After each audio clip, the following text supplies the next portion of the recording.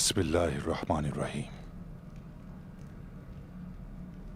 वो कहता है हो जा तो हो जाता है, और जिसने हमारे दिलों को नूरे ईमान से भर दिया है उसके 99 नामों से इब्तिदा करते हैं।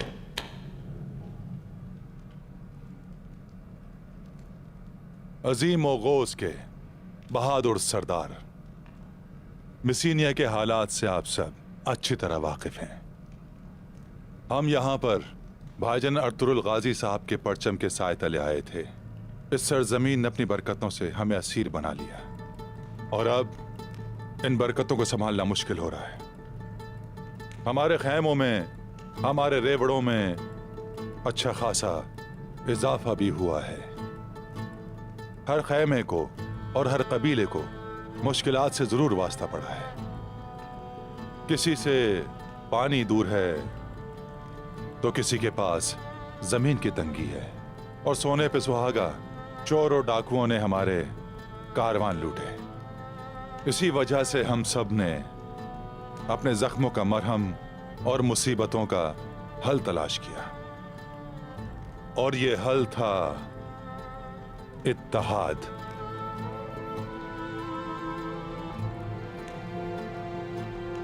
खुलासा यह है कि हमने अपने पड़ोसी हाकिम योर्गो बोलोस से इत्तेहाद के मुआहदे पर मोहर लगा दी। उनके साथ साथ हम भी फायदे में रहेंगे। सोगोत के अलावा अब हमारे माल दूसरे बाजारों में आसानी के साथ बिक सकेंगे। अल्हम्दुलिल्लाह।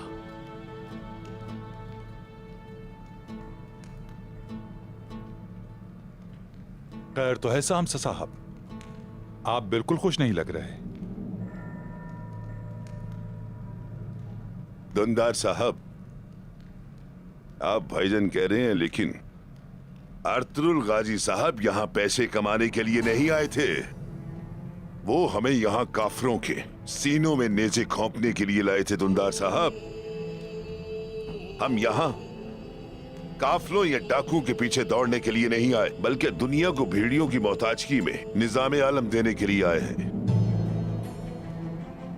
यानी सुलह करके काफरों को भाई बनाने नहीं आए।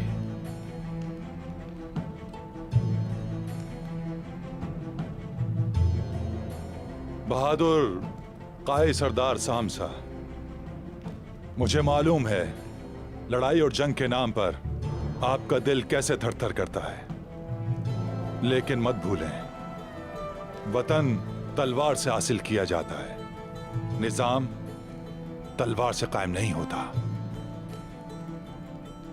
क्योंकि निजाम सिर्फ पैसे मांगता है, अक्ल चाहता है, हुनर मांगता है।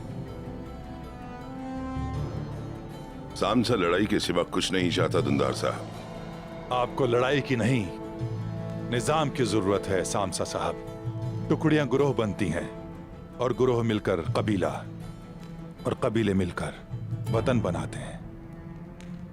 हमने कई बार कहा कि आपको शादी कर लेनी चाहिए, लेकिन आपने अहमियत नहीं दी।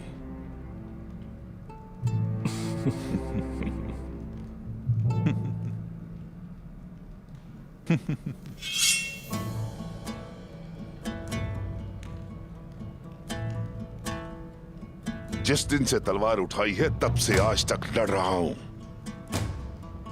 शाहीन के परों को बिस्तर और आसमान को लिहाफ बनाया है।